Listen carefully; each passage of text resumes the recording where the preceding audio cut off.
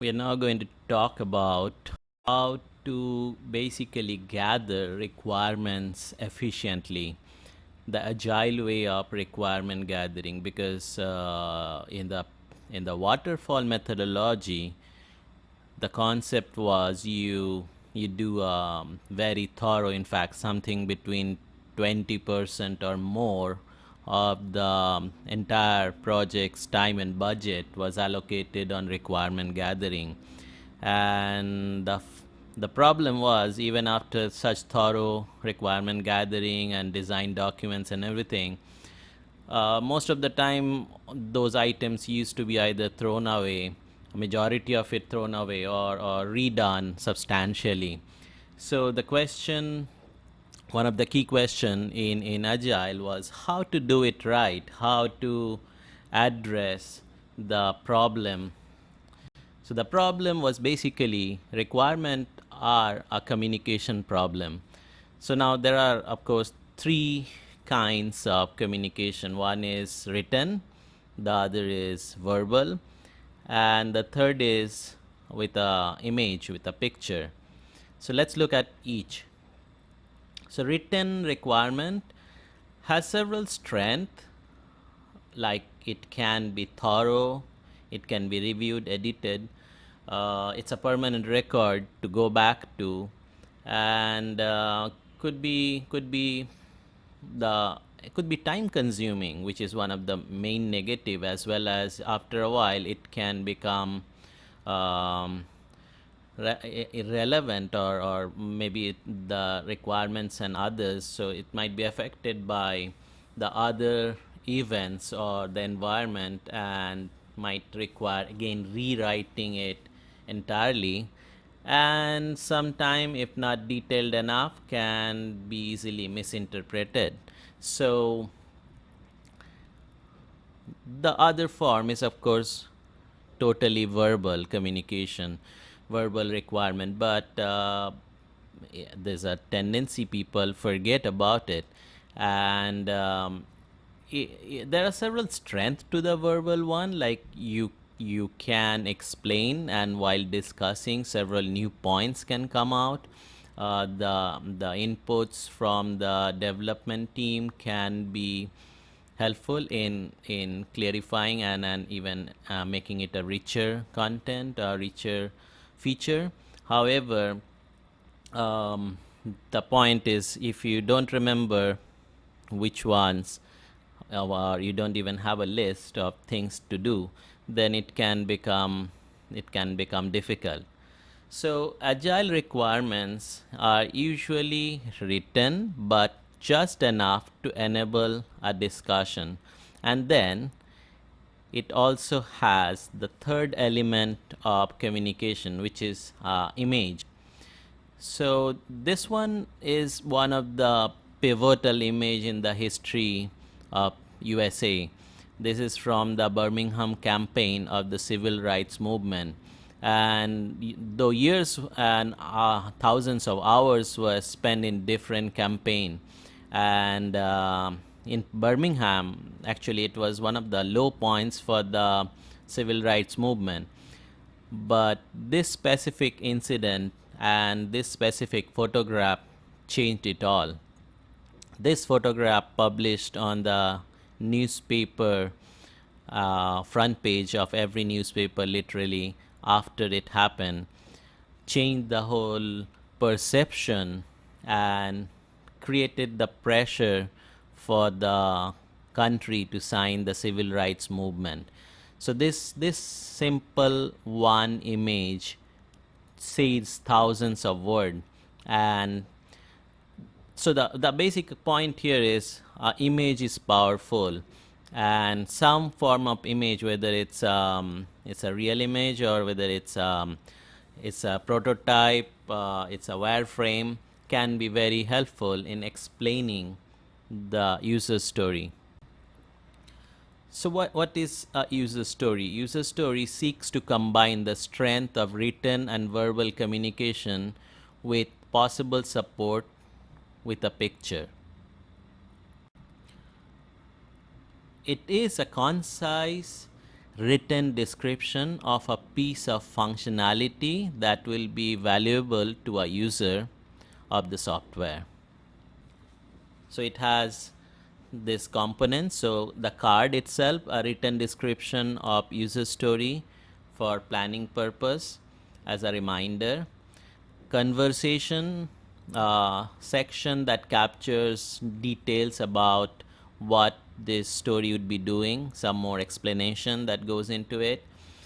Confirmation is the part which is basically sometime written at the back of the card or inside. So it's basically a section that conveys the different success criteria, the tests that can be conducted to verify if the story is doing what it's supposed to do.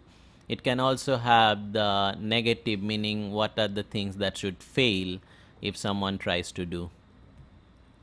So let's look into a specific way of how it's written.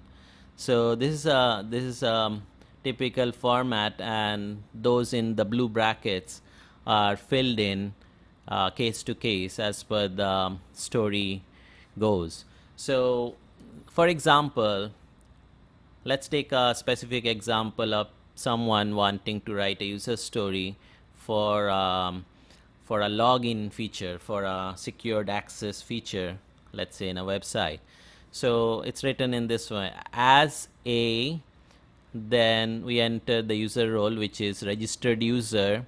I want to, then what is the goal? Log in so that I can, the reason why do I want to do it, so access subscriber only content. So that's a typical format of a user story. So the key three components of the user story description would be who, the user role, what, the goal that is to be achieved, and why. So once all this clarity is given, it becomes much easier for the team to basically design and build it, and also to provide probably more useful input from their side of how to achieve it better. So this is a typical example, not always the same, but this is used as a card.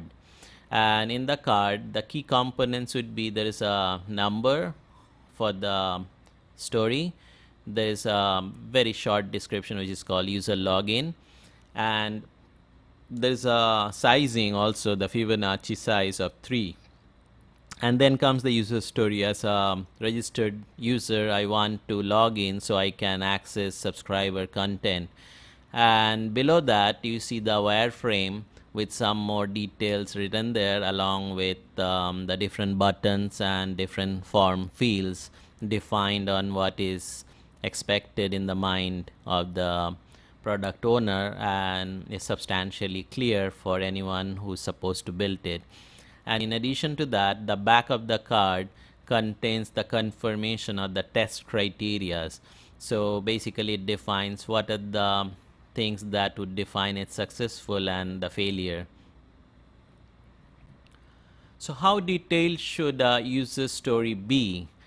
It should be detailed enough for the team to start work, or at least start the discussion, and then when it comes to the time when, for example, the sprint planning one, it should be enough to remind the product owner of what he or she had in mind, and expound upon further along with the team, and do the verbal communication, as well as, if needed, come up with further explainer, wireframe or image to clarify what is expected. So it's always important to remember there are good user stories and there are the not so good ones. And there has been one important way, it's called invest. Wake, one of the important contributor into the agile thinking, has come up with this concept of invest, something similar to the acronym of SMART goals. Invest is an acronym that that reminds people of how and what are the things to remember while writing a good story. So, the key components of the expounded form of invest is independent, negotiable, valuable, estimatable, just sized right, not too small, not too big, and testable. So let's get into the details of each. Independent means the story should be able to be built and delivered on its own. It shouldn't be like a part of the other bigger element. It should stand alone, and could be tested and delivered, and hopefully something that the user can find value in on its own. Stories are something that is not like a written contract, but it's the concept, it's the idea, and it should be something that can be discussed and negotiated upon by the product owner and the team. And the idea is to come up with the most valuable output that would help the user. So it's good. It's always important to remember there are good user stories and there are the not so good ones. And there has been one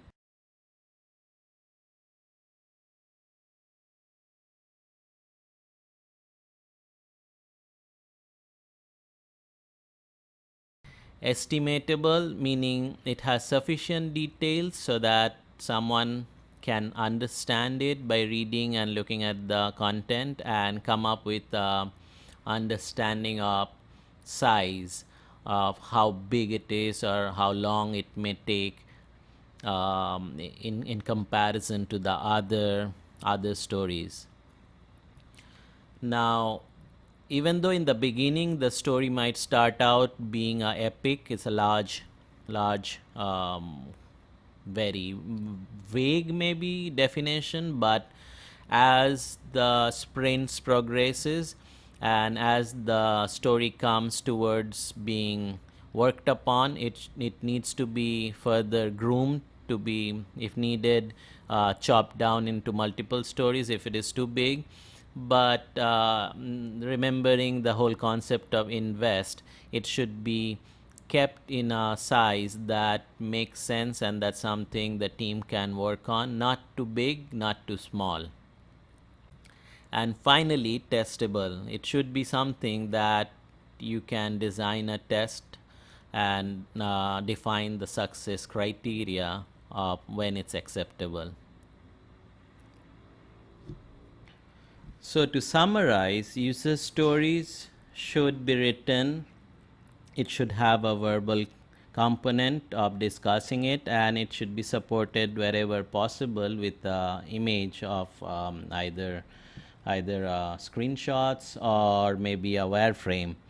Now, user story should be written in a user understandable language, highlighting the value they want to get from it, and it should be just enough information to enable further communication before development. And that it should be test driven, meaning the criteria of the testing the story should be written before the development begins. And important to remember the concept of invest, which is basically independent, negotiable, valuable, estimatable, small enough, and testable. Definition of done. Now, this is important to be established along with the user story, because the components of the user stories will depend on what has been listed in the definition of done. In fact, what is not required in the done can be considered as unnecessary and can be eliminated. So let's say if the user guide update is not required, then the team may consider it as something that's not valued by the user and can be eliminated. So it's important to have thorough discussion with the product owner to clearly define what would be considered as done and what are the elements, the checklist that it should include. Now let's jump into the planning and prioritization aspect of user stories. In addition to that, the back of the card contains the confirmation or the test criteria. So basically it defines what are the things that would define it successful and the failure.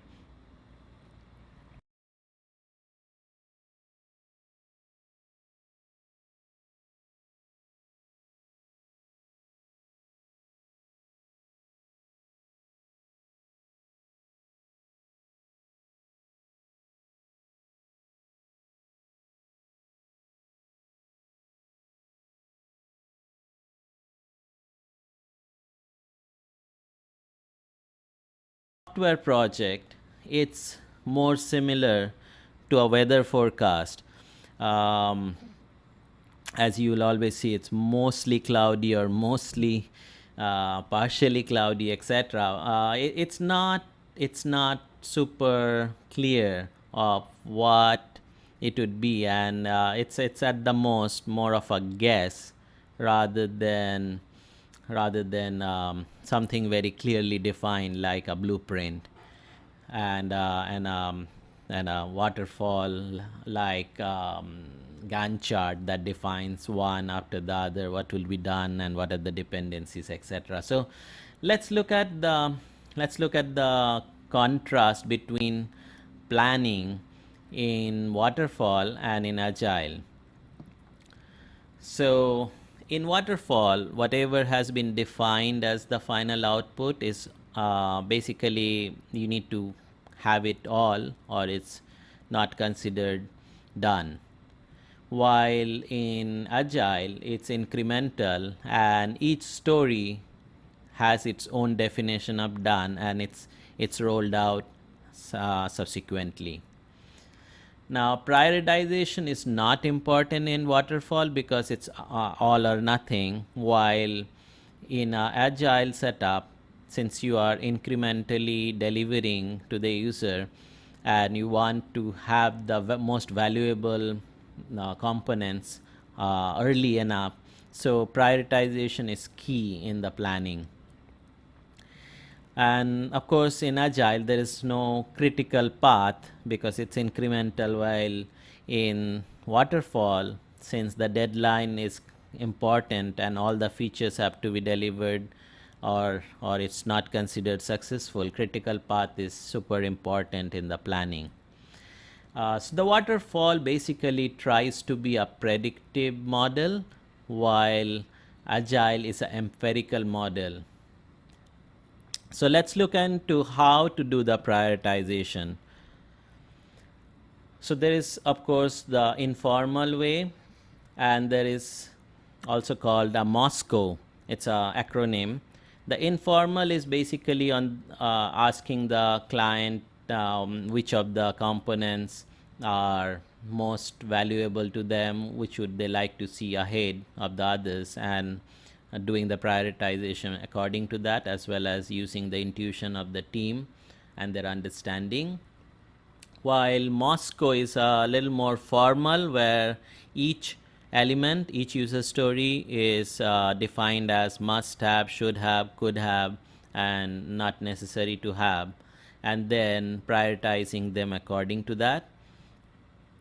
And there is another method which is called, it's more of a approach where you use formulas. So basically you choose the user stories by their business value and then contrast them against the difficulty, the complexity to build them. So, and once you divide the value for the business with the complexity, you get the priority, meaning you prioritize those items with higher value and less complexity so that it can be rolled out quickly and the user can start benefiting from it. And the other model, which is more focusing on market study and the inputs from a wider segment of the market is called Kano model. Now, Kano model basically distinguishes the features in three categories.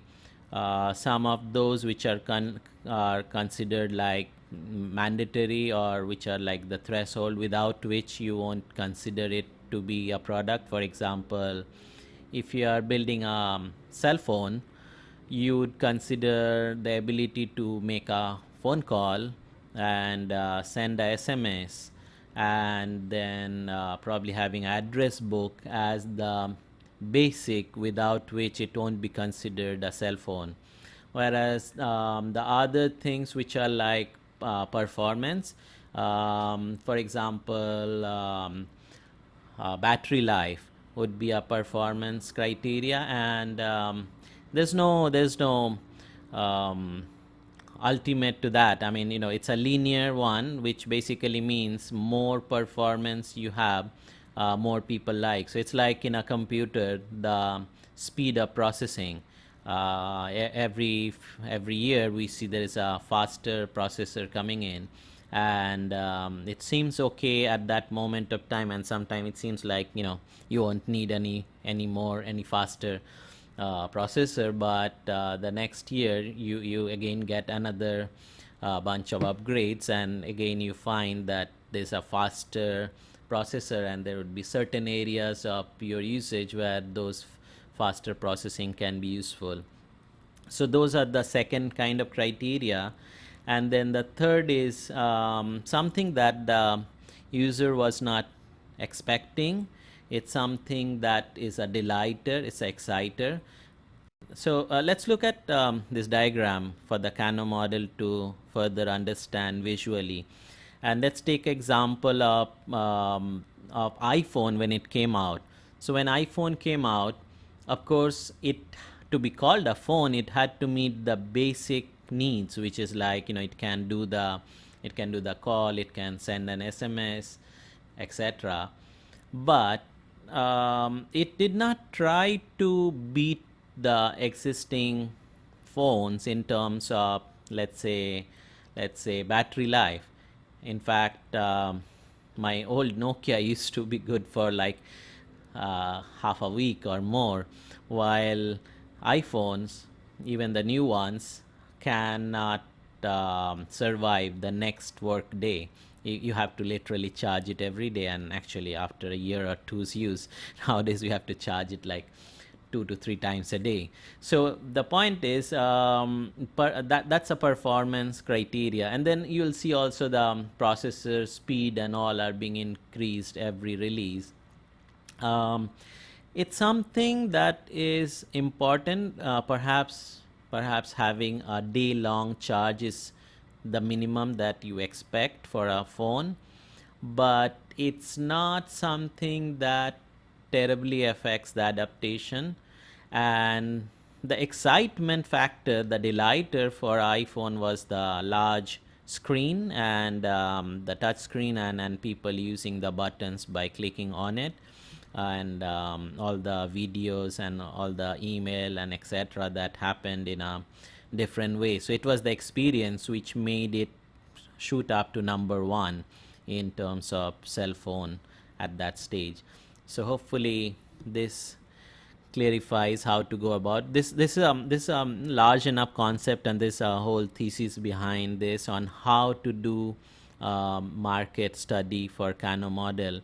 But this is one way which is used for product development and prioritizing features that needs to come ahead of others.